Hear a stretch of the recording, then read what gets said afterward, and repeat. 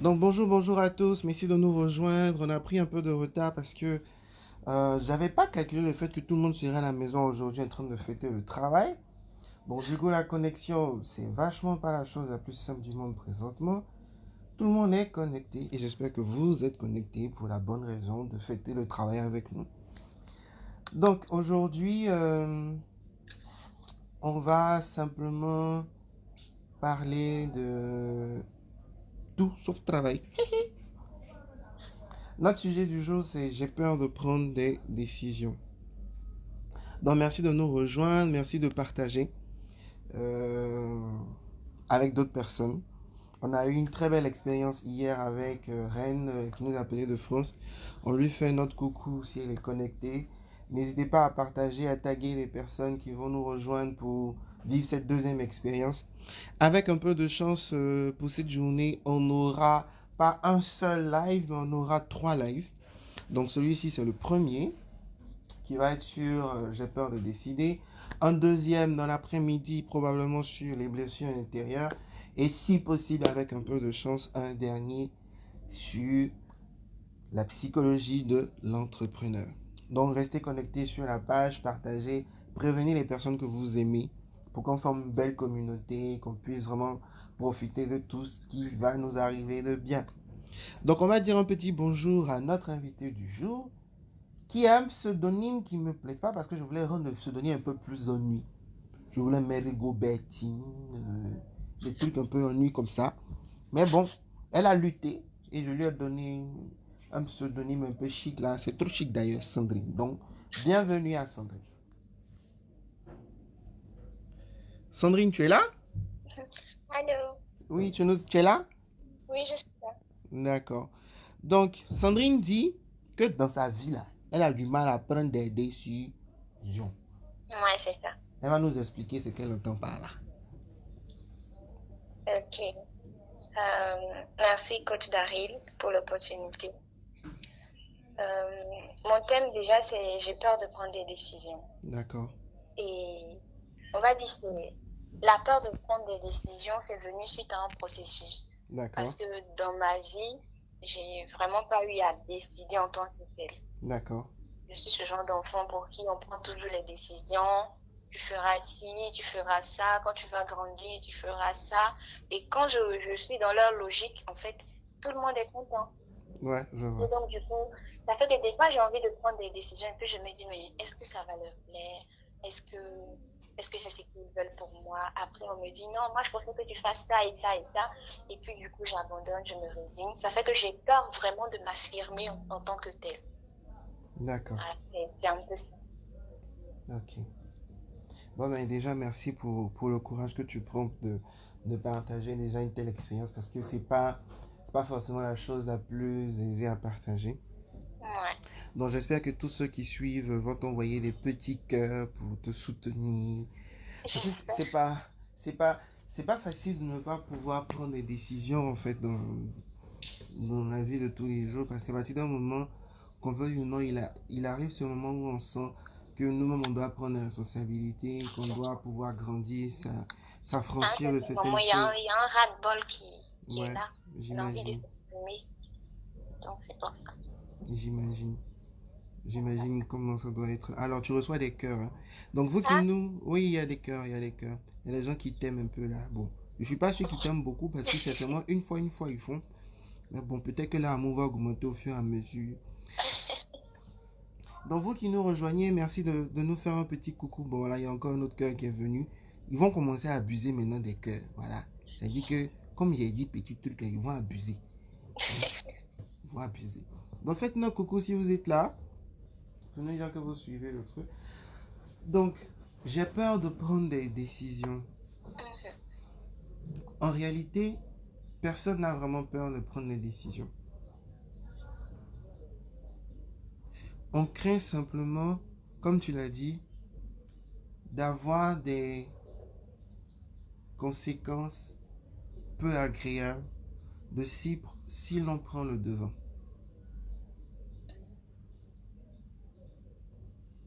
D'accord? d'accord. Ça veut dire que je n'ai pas eu suffisamment d'expérience personnelle pour me dire, écoute, j'ai déjà fait mes erreurs. Et si je fais mes erreurs, je sais sur quel pied m'appuyer pour faire mieux demain. C'est ce qu'on appelle la maturité. La maturité, c'est ce moment-là où je suis capable de m'appuyer sur tout ce que j'ai déjà fait, ce que j'ai essuyé comme faute, comme erreur, comme chute, comme échec, pour littéralement pouvoir dire, je vais faire mieux parce que je sais ce qui marche pas. On se comprend? Oui, oui, bien. Et quand les autres prennent des décisions pour nous, ils le font en se disant qu'ils nous protègent de quelque chose. Ils le font en se disant qu'ils nous évitent de vivre en fait leur propre histoire. Parce qu'en réalité, c'est ça. Derrière cette intention, c'est justement l'idée que j'ai vécu quelque chose et je veux que la personne ait le meilleur. Et comme moi, j'ai vécu suffisamment de galères, de difficultés et que j'ai pu arriver à me stabiliser, oui ou non, je me crois ou je me sais en meilleure posture pour décider de mes enfants ou bien pour les autres. Tu comprends ce que je veux dire? Je comprends, oui. Est-ce que cela se reflète dans ton expérience? Oui, je comprends bien. Donc, la personne qui a joué ce rôle-là n'est pas partie d'une mauvaise intention. Elle est partie de sa propre peur de voir l'autre vivre quelque chose qu'elle a vécu. Et la peur de ne pas vouloir une chose, ce n'est jamais pouvoir éviter la chose. Ouais. La peur de ne pas vouloir une chose, ce n'est jamais pouvoir éviter la chose. Qu'est-ce que ça veut dire? C'est comme quand on écrit dans le bulletin des enfants, on écrit votre enfant n'est pas bête. Supposons qu'on écrit votre enfant n'est pas bête. Généralement, les gens se disent que si l'enfant n'est pas bête, c'est qu'il est intelligent. C'est faux. C'est ça. La seule chose qu'on a dite, c'est qu'on a dit qu'il y a un état qui n'est pas. Mais on n'a pas dit l'état qu'il est. On se comprend? Ah oui, je comprends bien. Un autre exemple, c'est par exemple, supposons que tu rencontres le Père Noël et que le Père Noël te dise, écoute, aujourd'hui, je vais réaliser ton vœu. Dis-moi ce que tu veux, je l'exécute à l'instant T. Peu importe ce que tu as dit. Et tu réponds au Père Noël, Père Noël, je ne veux pas tomber. Ok. Est-ce que le Père Noël va poser une action? Non. Tu as dit ce que tu ne veux pas. Ah oui, c'est vrai. Et c'est exactement ça en fait. On n'y fait pas attention, les gens ne font pas attention. Même dans la formulation de leurs objectifs, on écrit parfois je ne veux pas ceci. Ne pas vouloir une chose, ce n'est pas dire ce que tu veux. C'est vrai. Je ne veux pas être malade. Ça ne veut pas dire que tu veux la santé. Ça peut dire je ne veux pas être malade, mais je veux être riche. Je ne veux pas être malade, mais je veux être glorieux. Je ne veux pas être malade, mais je veux être célèbre. Tu n'as pas dit ce que tu veux. Oui, je comprends. Et particulièrement quand je travaille avec les enfants qu'on retrouve aujourd'hui en train de se dire je veux me suicider, qui ont des troubles à l'école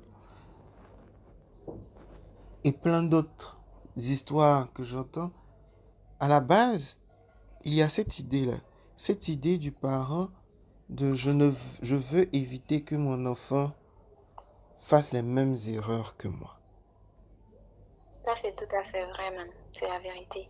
Parce qu'il m'était arrivé aussi d'être un peu dépressée. Bon, au moins, tu es parti au pressing et puis tu n'es plus dépressif. Ouais. C'est bien. On se con- donc, c'est très. Je veux vraiment insister dessus. Ne pas vouloir une chose, ce n'est pas dire ce qu'on veut. Absolument pas. C'est deux choses totalement différentes. C'est deux choses qui ne fonctionnent pas ensemble. Il faut être clair sur ce qu'on veut. Et pourquoi est-ce que j'insiste dessus? Parce que quand on apprend à décider, la confiance de pouvoir décider est différente de la confiance qu'on a pour s'affirmer. Ce qui fait la différence, c'est que on est plus à même de décider quand on a récolté des points de succès précédemment. C'est un peu comme si tu travaillais. Quand tu travailles et que tu fais une chose qui a réussi, qui a apporté un plus, le lendemain, tu es bien plus enclin à prendre le devant, à prendre des décisions. N'est-ce pas? On t'entend pas, hein? C'est quoi? Tu es pleuré. Mais non, je suis attentive en fait. Ok. Donc, quand je dis j'ai peur de prendre des décisions, c'est exactement le même processus que toutes les peurs. Toutes les peurs fonctionnent d'une même et unique manière. Et si vous nous écoutez, j'aimerais que vous puissiez prendre note de ça ou si une personne peut mettre ça en commentaire du direct sur ce que c'est que la peur. La peur, c'est une projection dans le futur, d'accord? La peur, c'est une projection dans le futur du fait que mes pensées, mes paroles, mes actions, mes émotions ou mes décisions pourraient créer plus de désavantages que d'avantages, plus d'inconvénients que d'avantages, plus de moins que de plus. Donc la peur, contrairement à ce que les gens pensent ou on dit fuyez la peur est nocive, la peur est tout, je l'affirme, je le répète, la peur est une boussole, est un ami, est une opportunité pour soi-même.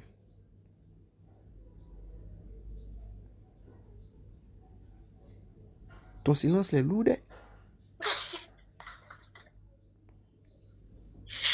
Faut pas faire comme Reine d'hier, elle avait des silences là. On sentait qu'il y avait des choses qui se passaient en elle-même. Non, plus vous parlez, plus j'essaye en fait de mettre en application, j'essaye de faire défiler en fait, de faire défiler le pourquoi du thème, de faire défiler ma vie, j'essaie de comparer avec ce que vous dites. Donc mes lourds silences, ouais. Vas-y doucement, sinon tu vas te perdre. Donc, je reprends encore une fois. La peur est une projection dans le futur du fait que mes pensées, mes paroles, mes actions, mes décisions, mes émotions pourraient créer plus d'inconvénients que d'avantages. C'est ça la peur. Une fois qu'on comprend ça, la peur n'est pas à fuir. La peur n'est pas à détruire. La peur ne peut pas vous amoindrir.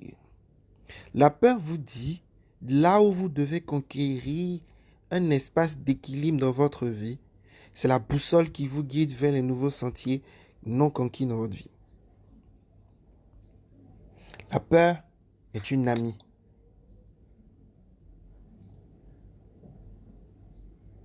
Dans mon cas, c'est un peu bizarre en fait. Oui, je sais pour l'instant que ça te paraît bizarre. Mais Ouais. on va y arriver. Ok. Toute peur est une amie. Pourquoi? Pour la simple raison que si je te prends, d'accord, et puis je te mets en haut d'un immeuble, et puis je te dis saute, tu auras peur. Pourquoi tu as peur, en fait? Ah, j'ai peur de mourir. Non, c'est pas la mort seulement. C'est parce que tu ne sais pas comment est-ce que tu peux sortir de ça. Mais si je te prends, je te mets sur le même toit de cet immeuble-là, et puis je te donne une cape de Superman, et puis je te dis saute, tu vas sauter. Évidemment. Parce que là, maintenant, je te donne un outil qui te permet de dire, ok, j'ai la solution. D'accord. On se comprend? Oui, je comprends. Et lorsque tu as cette cape, que tu fais l'expérience du saut, que tu te mets à voler, qu'est-ce qui se passe dans ta vie? Tu viens de te rendre compte que tu es capable de voler. C'est ça. Donc quand tu reviendras sur Terre, tu n'auras pas pour limite la Terre. Tu auras pour limite quelle va être ma prochaine expérience de vol. Tes horizons sont devenus bien plus grands. Et c'est ça le rôle de la peur. La peur, c'est de nous ouvrir les horizons de notre vie. La peur, c'est de nous montrer là où nous devons aller conquérir le prochain espace de leadership, d'affirmation de soi, de connaissance de soi, d'estime de soi. Considérons le fait que vous dites la peur est une amie pour moi. Mhm. Donc, on va dire, je me sers d'elle et je commence à m'affirmer. Mhm. Qu'en est-il en fait des conséquences en fait? Parce que c'est plus ce qui fait qu'à un certain moment, je suis indécise sur certaines choses. Parce que j'ai peur des conséquences. Exactement. On me dit, mais attendez, on m'a dit, tu feras ça, tu iras devant, pas à gauche, pas à droite. Et moi, aujourd'hui, je décide de prendre ma voie à gauche. C'est Exactement. vrai, j'ai décidé, mais j'aurais peur de l'affirmer aux autres, en fait. Parce que Exactement. j'ai peur des conséquences. Exactement.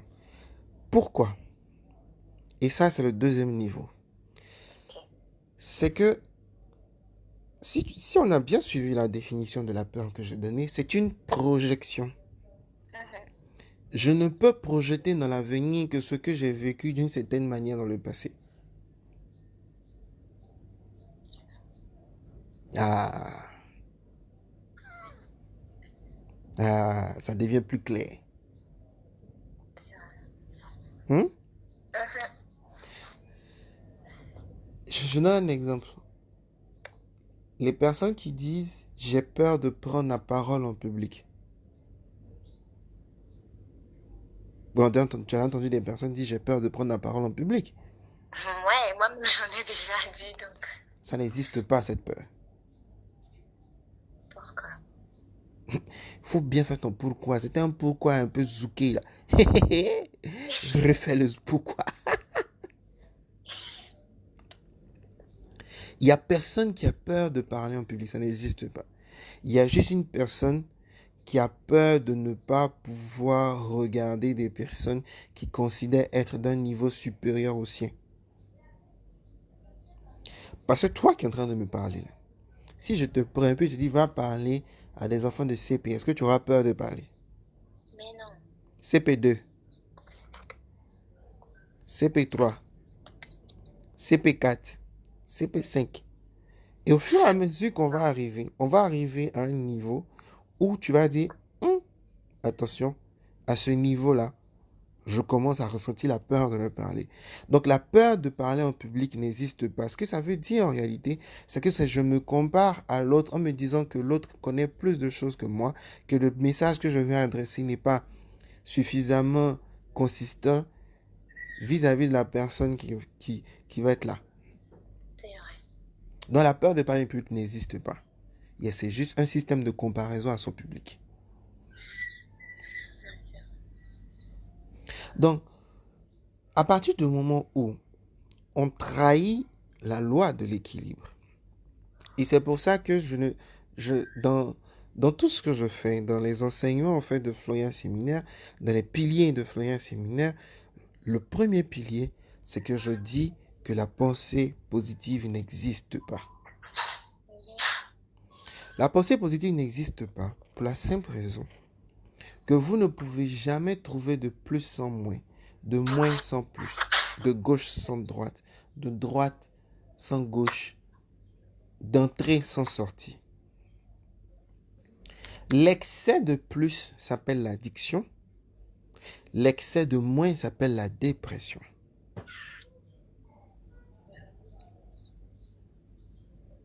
On se comprend? Quand il y a trop de plus, on appelle ça l'addiction. Et quand il y a trop de plus, la loi de l'équilibre va faire en sorte que toute l'addiction que j'ai eue, tous les plus que j'ai eu, tout l'excès de plaisir que j'ai eu, va finir par se transformer en excès de moins qui va me donner la dépression.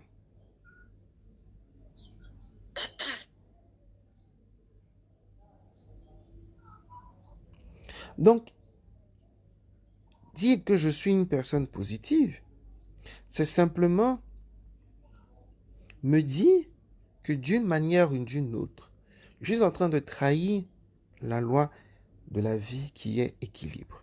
Lorsque l'équilibre est rompu, c'est là qu'on obtient la négativité. Ce qui est positif, c'est quand plus et moins sont égaux. Ce qui est négatif, c'est quand plus et moins sont en déséquilibre. C'est qu'il y a trop de plus par rapport au moins ou il y a trop de moins par rapport au plus. Ça, je me rappelle que vous en avez déjà parlé, vous en avez parlé lors d'une conférence. D'accord. Donc, à partir du moment où j'ai peur, ça veut simplement dire que dans le contenu de ma tête, il y a suffisamment de moins, mais il n'y a pas suffisamment de plus. Donc, c'est pas équilibré. Donc, c'est pas équilibré. Et je projette ce déséquilibre-là sur le futur.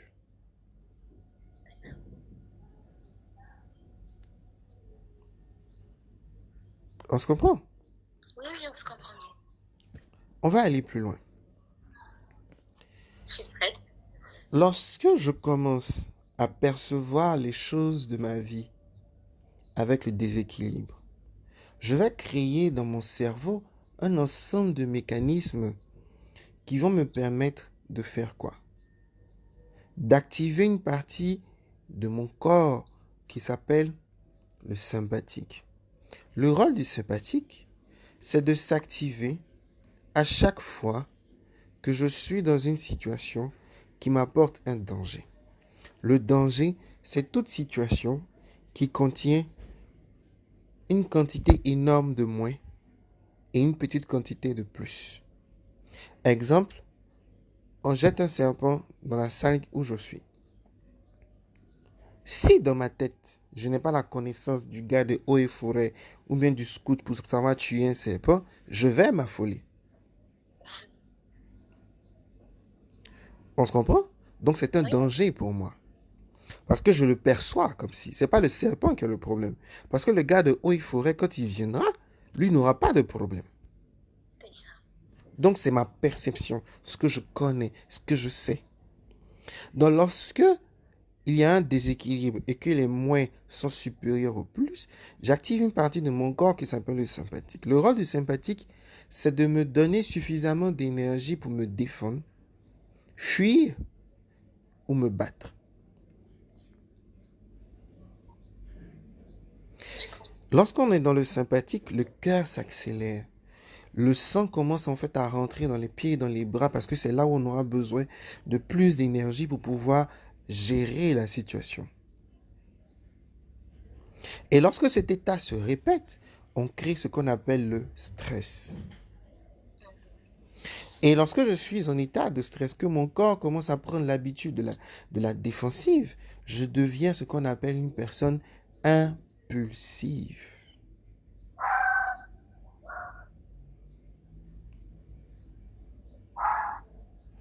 Et quand on dit je suis impulsif, ça veut simplement dire que je ne suis plus en train de créer ma personne, mais que je suis en train de me défendre de ce qui a été. Que je suis désormais prisonnier du passé et non prisonnier du futur. Que je suis désormais une personne qui vit selon les émotions du passé et non selon les émotions du futur.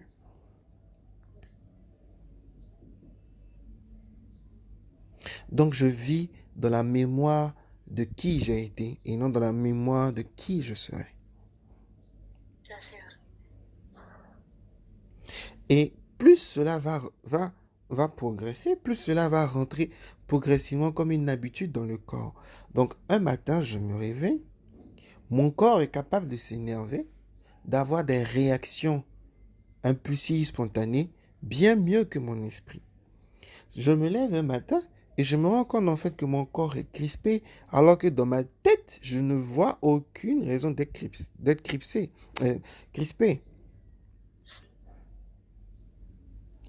C'est ce qu'on appelle je deviens une personne anxieuse, je deviens une personne stressée.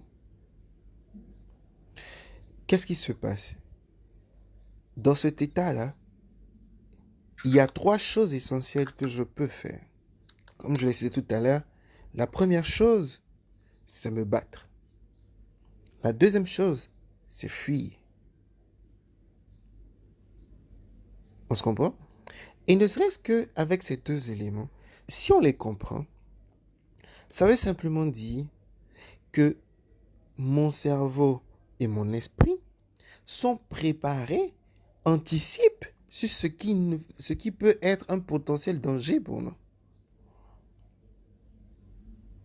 Donc, je sors le matin, je marche, je regarde autour de moi, je fais plus attention à tout ce qui pourrait être dangereux que pour moi que tout ce que je peux apprécier.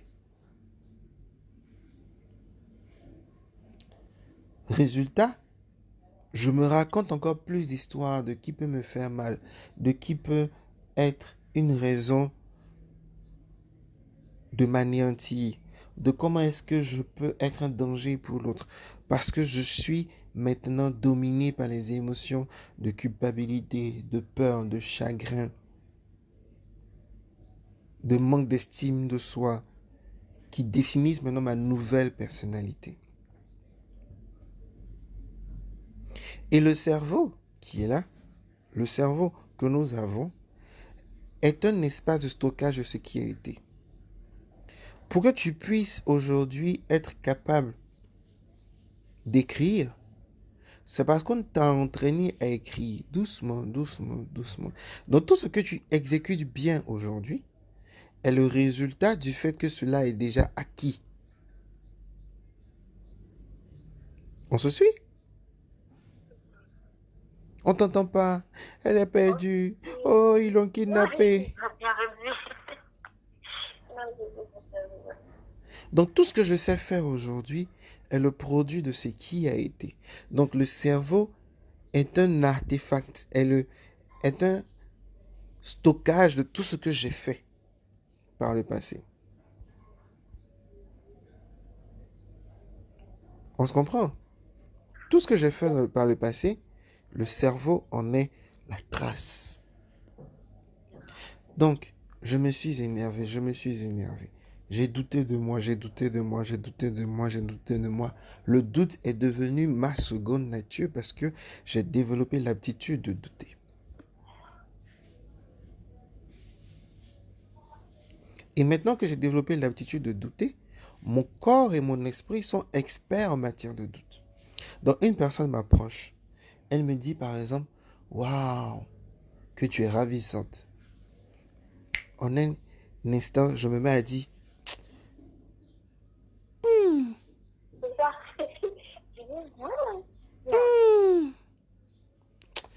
il y a anguille sous roche. Il ne peut pas faire des compliments aussi faciles, sans rien attendre en retour. À bien y penser, il doit être un peu... Et on rentre justement dans tout ce flot de pensée là, où je dois me mettre à faire quoi? À répéter le cycle de doute auquel je suis devenu habitué. Et plus je vais répéter en fait ce cycle de doute, plus je vais devenir de plus en plus fort dessus. Et plus je deviens de plus en plus fort dessus, plus le corps aussi s'habitue à comprendre que nous sommes dominés par les émotions du doute. Résultat, mon corps va finir par manifester certaines formes de maladies qui sont le reflet de cette habitude émotionnelle que j'ai eue. Donc je vais commencer à avoir de l'ulcère. Je vais commencer à avoir de l'asthme. Je vais commencer à me sentir fatigué pour tout et pour rien. Qui sont exactement les reflets à travers le corps de la nouvelle personnalité qui se définit par le doute.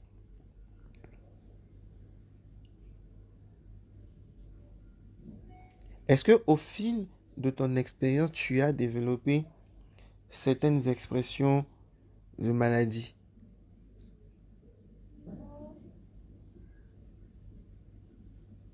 Oui, Allô? oui. C'est quoi? Tu es plongé. On t'entend pas, hein? Répétez, s'il vous plaît. Donc je dis, non, tu étais parti, hein. J'étais en train de faire. En tout cas, j'étais loin. Ok. Je sais pas si tu peux te rapprocher un peu plus du téléphone comme pour t'entendre mieux. Ça a l'air un peu lointain. Donc, je disais, C'est bon? est-ce que depuis que tu es devenue experte à douter, à tout remettre en question, à ne pas prendre des décisions, est-ce que tu as Oui, constaté que dans cette période, tu as développé des maladies? bien sûr. Comme quoi? Ulcère. Ah, je disais ça tout à l'heure. Ulcère? Il y a l'ulcère et puis il y a. En fait, le petit bobo. J'en ai tellement. De l'asthme, des troubles de respiration, des troubles digestifs? Plus digestif, pas de l'as. Tous les troubles digestifs. Les troubles digestifs. Je suis devenue un peu. Je sais pas si j'ai dit capricieuse, manquer de nourriture. Mhm. La nourriture qui ne passe pas. Exactement. Ce sont les reflets du fait qu'aujourd'hui, je suis une personnalité dominée par les émotions du passé. Donc le corps reflète ça. Ce n'est que le produit de ma peur. Donc, en fait, de poser. J'ai pas compris? C'est de mettre en le compte. Il faut oser parce qu'il n'y a pas vraiment de. Faut avoir un équilibre, comme vous l'avez dit. Il faut équilibrer les plus et le moins. Donc, il ne faut pas avoir peur de se projeter de l'avenir. À partir du moment où on a déjà un équilibre. Si je prends les choses négativement, qu'est-ce qui va m'arriver? Ce n'est qu'une suite. On se comprend. Maintenant, la question qui se pose, c'est est-ce que je peux créer une nouvelle personnalité qui me permettrait de grandir, de croître, de créer ce que je veux vraiment? C'est là tout l'intérêt de, de, du programme que j'ai lancé présentement sur la page Facebook qui s'appelle Reprogrammer son esprit. Donc, je t'invite à suivre les directs en fait de Reprogrammer son esprit. Ok. Si j'ai pu créer une personnalité qui est dominée par la peur, le doute aujourd'hui, personnalité qui veut dire persona, qui veut dire masque, ce masque, il naît de quoi? De la répétition de certaines pensées et de certaines émotions. D'accord? Écoute bien, on arrive à comment est-ce qu'on transforme ça. Donc, il faut que je puisse être conscient, que je puisse comprendre quelles sont les pensées et les émotions qui me dominent lorsque je suis dans cet état qui m'amène à douter de ma capacité de prendre des décisions. Ça peut être que lorsque je suis dans cet état-là, les pensées qui passent dans ma tête, c'est tu ne vaux rien, les gens font mieux que toi, tu es inférieur à X. Et il y a toutes ces pensées-là qui passent. Donc il faut que je connaisse ces pensées-là. Deuxième chose, au moment où ces pensées-là circulent dans mon esprit, qu'est-ce qui se passe à l'intérieur de moi-même? Qu'est-ce que je ressens? Je ressens de la peur, je ressens de la culpabilité, je ressens de la solitude, de la tristesse. Bien. Donc je prends connaissance de ce mécanisme qui est en moi. Il faut que je prenne connaissance de ce programme. Donc c'est pour ça qu'on dit reprogrammer. Le programme, c'est lorsque les pensées et les pensées et les émotions sont devenues des habitudes. Les habitudes, c'est les pensées et émotions qui sont devenues fermes et dures, solides en nous. Donc je prends maintenant conscience de mes habitudes. Le troisième niveau d'analyse, d'observation de moi-même, c'est quelles sont les actions qui découlent de cet état. Donc lorsque je me sens triste, qu'est-ce que je fais? Qu'est-ce que je dis? Quelles sont les décisions que je prends? Est-ce que je fuis? Est-ce que je me cache? Est-ce que je me replie? C'est à ce moment-là que j'ai super envie de manger tout ce qui est autour de moi? Le programme a différentes manières de s'exprimer. Et c'est très fin, en fait, la manière dont le programme peut s'exprimer. Donc, il faut devenir littéralement observateur du programme qui est là, de mon programme de peur. Quand il se déclenche, ça commence comment? Quand il se déclenche, est-ce que je suis dans un endroit spécifique qui me ramène à penser à ça? Est-ce qu'il y a une photo? Est-ce qu'il y a des objets? Est-ce qu'il y a un parfum? Est-ce qu'il y a des choses autour de moi qui font que je pense spécifiquement à ça? Il faut que je sois capable en fait de comprendre ce que je vis présentement. Parce que si je ne comprends pas ce que je vis, je ne peux pas changer ce que je vis. On se comprend? Oui, oui, on se comprend. Donc il faut que je prenne conscience de ça. Et une fois que j'ai pris conscience de ce que je suis en train de vivre, des émotions qui me dominent, la prochaine étape, c'est de ne plus tomber dans le panneau de ces émotions-là. Et pourquoi est-ce que je ne tombe plus dans le panneau de ces émotions-là? Parce que je vais commencer à penser à plus grand que ce que j'ai déjà fait. Et pour penser à plus grand que ce que j'ai déjà fait, je veux que tu te rendes compte que tu as déjà pris de très bonnes décisions dans ta vie. Et c'est ce que les gens ne font pas. C'est pareil que lorsqu'on fait les objectifs de début d'année, je veux me fixer de nouveaux objectifs mon année. Voilà ce qui se passe en fait quand les gens fixent des objectifs de nouvel an. Premièrement, ils ont fixé des objectifs qui n'étaient pas en accord avec qui ils sont. D'accord? Et en fixant ces objectifs-là, ils ont rencontré la procrastination. La procrastination qui est une bénédiction qui dit exactement que tu viens de fixer des objectifs qui ne sont pas en accord avec qui tu es et du coup tu les remets à demain. Je remets à demain parce que je m'en vais faire ce qui est important pour moi, qui me touche et qui m'inspire naturellement. C'est ça la procrastination. La procrastination, c'est une bénédiction pour te dire exactement qui tu es. Donc je procrastine. Et pendant que je procrastine, je n'atteins pas mes résultats. Et à la fin de l'année, quand je regarde ce que j'ai écrit, je me dis, oh, je n'ai rien fait, je n'ai rien accompli. Résultat, mon estime de soi descend encore plus. Et puisque mon estime de soi est descendue, je vais faire quoi? Je vais descendre encore le niveau de mes objectifs.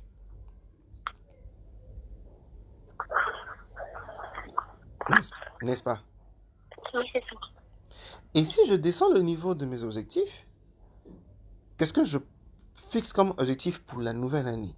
Des objectifs de niveau plus bas, mais qui vont me ramener encore et encore au même processus. Ils vont me ramener encore et encore au même processus. C'est-à-dire que je vais maintenant fixer des objectifs qui ne sont toujours pas en accord avec qui je suis, qui vont diminuer mon estime de soi et qui vont me ramener encore l'année suivante à ça. Et c'est comme ça que les gens accumulent en fait des années où ils disent je n'ai rien réalisé, je n'ai rien accompli, ce qui est très faux. Et puis aussi, parce que de toute façon, on n'y arrive pas à chaque fois. On se comprend? C'est très faux. C'est faux parce que à la base, ils ont regardé dans la direction de ce qu'ils ne faisaient pas avec inspiration, avec amour. Ils ont regardé dans la direction de ce que les gens disent qu'ils devraient faire, de ce qu'ils pensent que ce serait bien, de ce que la société dit il faut faire parce que tout le monde doit faire. Donc, puisqu'ils regardent dans cette direction-là, ils ne font que regarder dans la direction où ils ne font absolument rien parce que ce n'est pas à qui ils sont. Mais lorsque on laisse tomber ça et que je dis, je cesse de vouloir comparer ma personne à des objectifs que j'ai écrits, de vouloir comparer ma personne à ce que d'autres ont déjà fait pour moi, et que je regarde ma vie pour ce qu'elle est de manière objective. Objectif veut dire équilibre qui comprend le pour et le contre. Subjectif, c'est lorsque le pour et le contre ne sont pas sur le même niveau. Donc, lorsque j'ai de l'objectivité, c'est comme on dit, j'ai un objectif de caméra. L'objectif de caméra ne juge pas. L'objectif de caméra regarde et observe ce qui est. Donc, lorsque je regarde ma vie, je vais maintenant me rendre compte que en réalité, j'ai pris plein de bonnes décisions. Est-ce que j'aurais pu avoir le travail que j'ai aujourd'hui si je n'avais pas pris une bonne décision? Je vais t'entendre, parler fort, parle fort. Non, Quand les garçons te draguent, tu parles pas fort. C'est pas fort. Alors, quand ils t'énervent, tu cries, non? Comment? Quand ils t'énervent, tu cries, non? Oui. Alors, donc parle fort ici.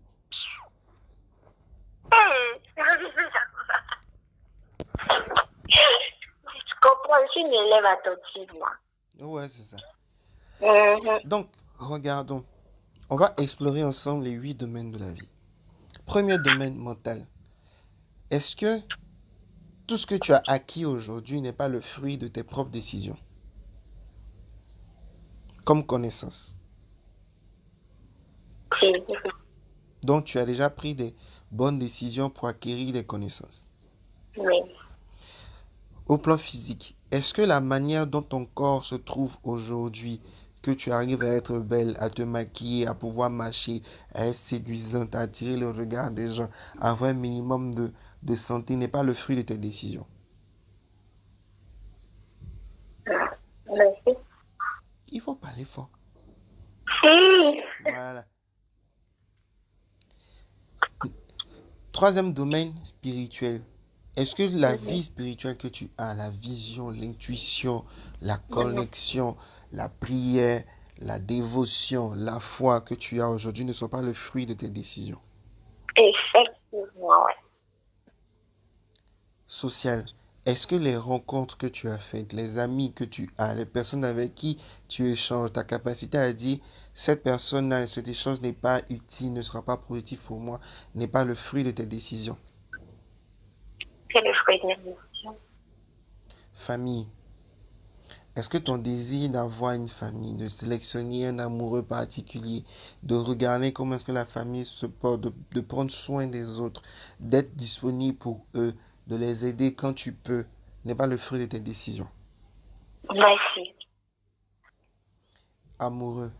Est-ce que le fait de décider de donner de l'attention à une personne, de l'amour, de s'engager, de rêver avec cette personne, de pouvoir se méfier de si la personne n'est pas vraiment sûre de ce qu'elle veut ou de ce qu'elle ne veut pas, n'est pas le fruit de tes décisions?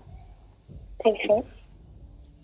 Finance. Est-ce que la manière de gérer ton argent, de ne pas forcément dépenser ou alors de trop dépenser ou alors d'avoir une économie ou d'avoir des projets n'est pas le fruit de tes décisions? Effectivement. La question que je veux te poser là maintenant et je veux t'entendre répondre correctement. Mhm. As-tu déjà pris de très grandes décisions dans ta vie qui t'ont amené au stade où tu es présentement?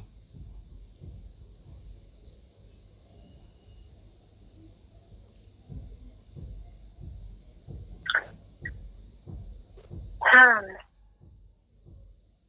si, effectivement, oui. Il faut bien parler les gens qui sont là avant ta tête. Je dis effectivement, oui. Ok. Prochaine question. Mhm. Est-ce que 100% des décisions que tu as prises ont été des fiascos? Pas forcément. Bien. Troisième question. Je veux que tu prennes la décision que tu as prise par toi-même qui Mhm. représente le meilleur fiasco de ta vie. D'accord? D'accord. C'était quoi cette décision-là?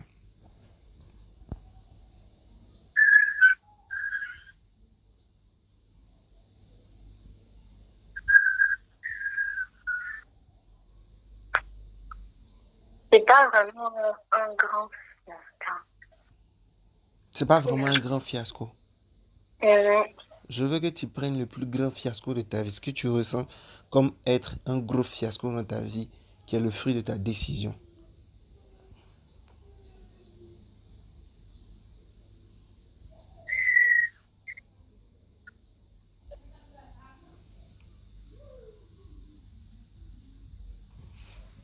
Alors,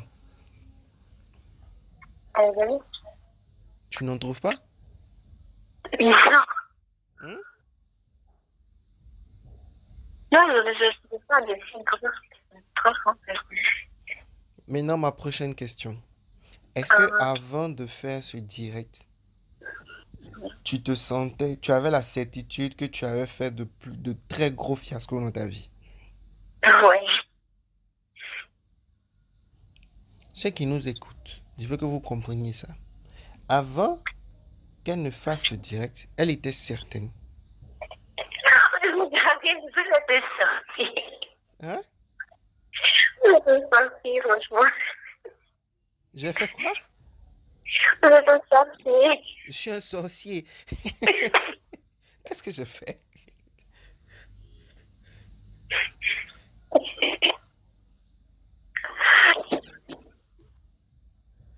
Elle dit que je suis un sorcier, pauvre de moi. Ah ouais, j'arrive plus, en fait. J'essaie de réfléchir au plus grand fiasco, ce qui me troublait. J'essaie de réfléchir, je ne vois plus. Donc on va t'applaudir alors. Bravo.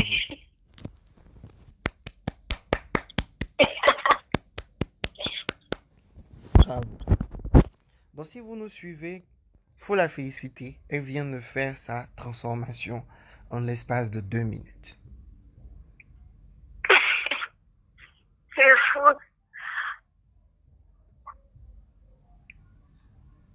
Et là, présentement, c'est en audio, mais si tu étais là, je suis sûr que présentement, il y a une seule et unique chose dans ta tête et dans la manière dont tu es en train de bouger tes bras et te comporter, ça te dit, qu'est-ce que je vis là maintenant? En fait, où est-ce que je suis? Qu'est-ce qui se passe?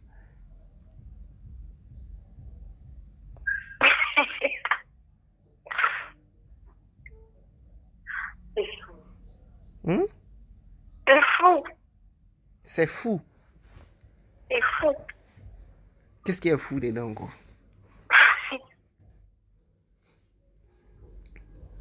C'est bizarre, en fait. C'est pour ça.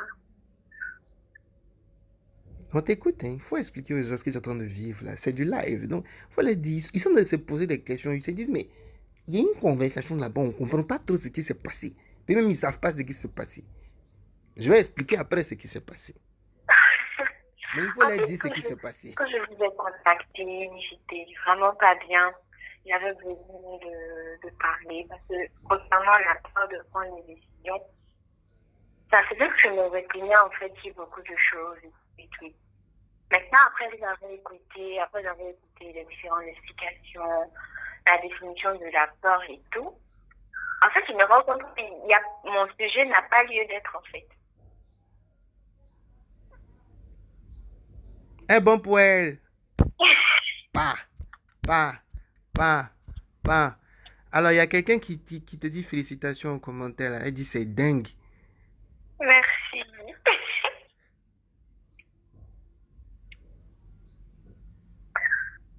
Ça va, tu n'es pas trop sonné, pas trop retourné, ça va? Non, ça va, je me sens légère. Ah, donc tu étais lourde avant. Ben oui, quand tu penses trop après, tu là, tu dis, ouais, mais après, quand tu n'as plus de doute, c'est comme un poids qu'on t'a enlevé. Bravo. Merci, monsieur David. De rien.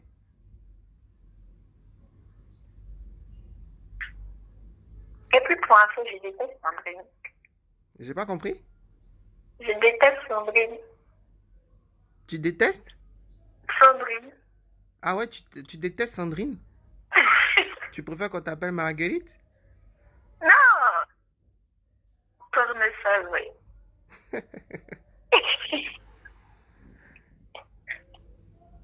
Alors, comment tu te sens là maintenant?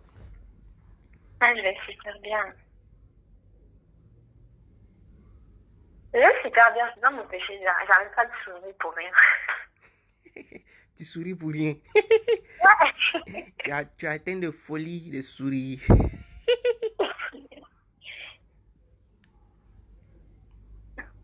En tout cas, vraiment, merci beaucoup.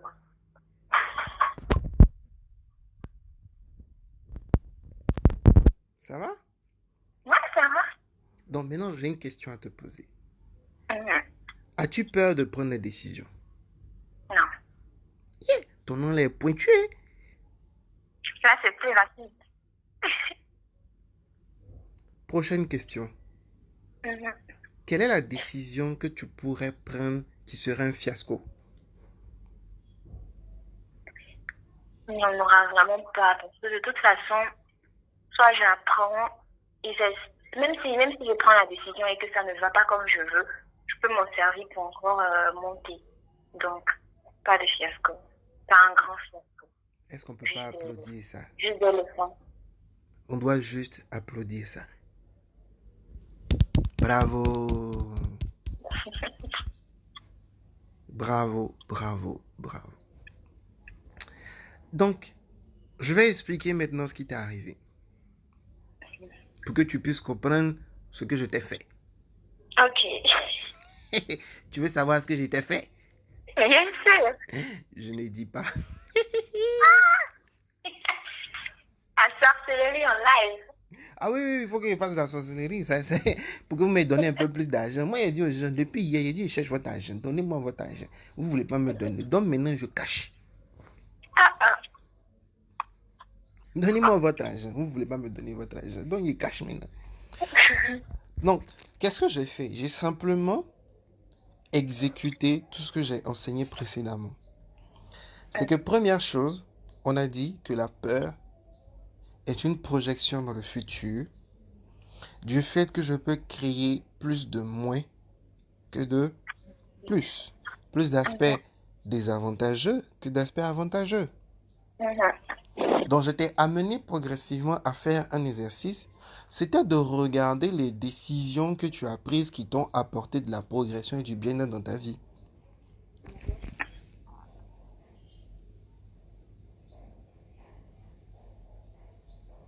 Donc, on est passé par les 8 domaines de la vie. On a pris mental, physique, spirituel, social, famille, amour, carrière, finance. Au fur et à mesure au fait qu'on explorait ces différents domaines, tu avais les images qui défilaient dans ta tête qui te montraient en fait que tu avais pris des bonnes décisions qui t'ont permis d'être bien dans ces différents domaines. Et au fur et à mesure en fait que ces images-là apparaissaient dans ton esprit, elles ne faisaient que devenir l'équilibre en fait qui permet de neutraliser tout ce que tu pensais comme négatif en fait au niveau des décisions. Donc du coup, ta conception de ce qu'on appelle prendre des décisions est redevenue neutre. Et ce qui est neutre, qui correspond à l'équilibre, qui correspond à la gratitude, rend léger, souple, parce que tu viens d'augmenter ta vibration, tu viens de libérer ton esprit de toutes les idées qui t'empêchaient de réellement voir clair. Et là, maintenant, tu es disponible pour prendre des décisions. Et je veux en fait que tu répètes ce processus-là à chaque fois que tu seras en train de douter. Prends une feuille. Et c'est dans ce que j'appelle le Thalia Planning, qui est le guide de planification de la vie dans les 8 domaines. C'est un processus unique qu'on ne peut pas trouver chez une autre personne pour 2 raisons.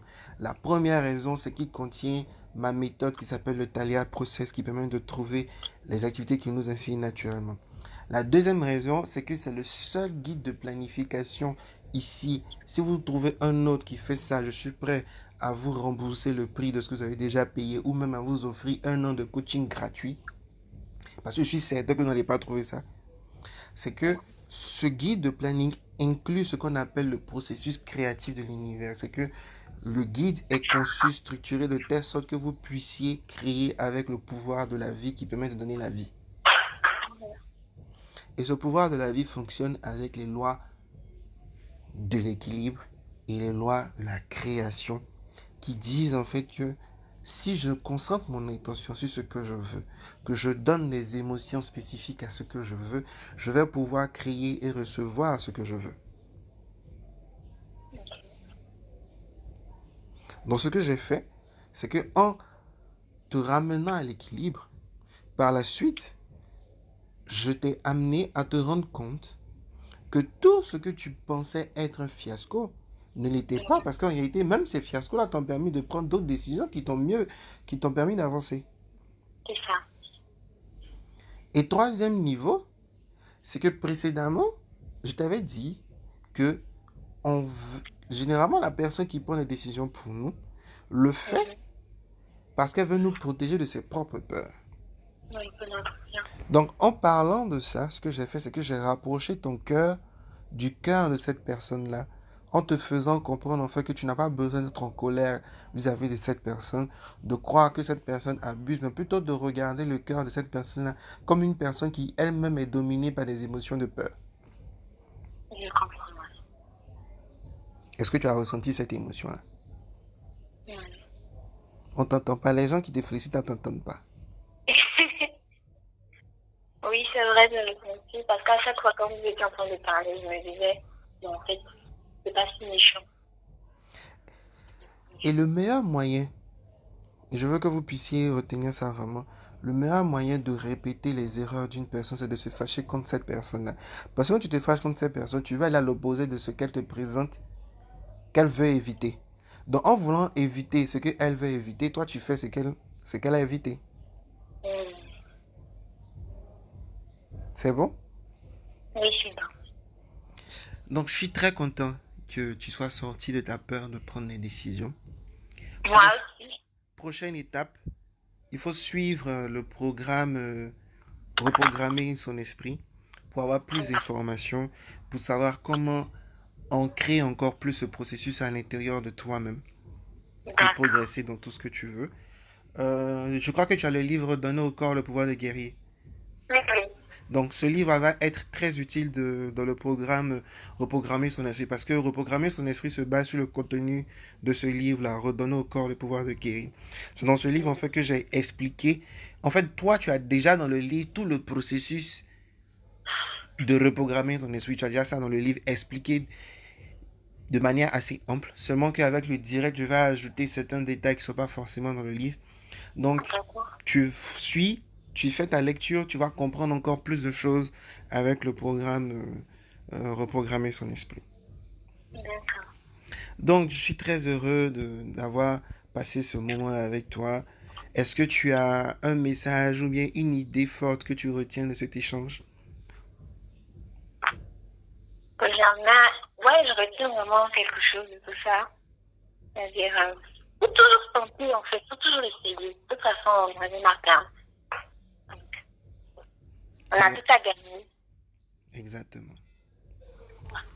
Donc, c'était Sandrine qui nous appelle de la Côte d'Ivoire. Hier, on a une reine qui nous a appelé de la France. J'espère que j'aurai encore un autre pays à côté dans ce direct. Dans Love Desk, c'est vraiment pas quelque chose de compliqué. Vous m'écrivez juste en inbox. Vous me précisez votre sujet. Vous me précisez votre pseudonyme. On s'appelle. On échange. Et les choses vont bien se passer. C'est très simple. Donc, on est à notre deuxième expérience. Restez connectés sur la page. Normalement, durant cette journée, on aura encore, avec de la chance, deux autres belles expériences comme ça. L'après-midi, on aura un love desk sur les blessures intérieures. Donc, restez connectés, invitez les amis, partagez ce direct avec le maximum de personnes et rendez-vous tout à l'heure pour un autre love desk. N'oubliez surtout pas de rester aussi connecté pour suivre Reprogrammer son esprit qui va démarrer la semaine prochaine. C'est tous les mercredis à 21h. Il y aura un direct, un module de Reprogrammer son esprit qui sera fait en direct sur la page. Merci à toi, Sandrine, d'avoir participé à Love Desk. J'espère que tu Merci. pourras inviter d'autres personnes à participer à Love Desk et à suivre Love Desk et passer une excellente journée du travail. Merci. Au revoir. Allez, au revoir.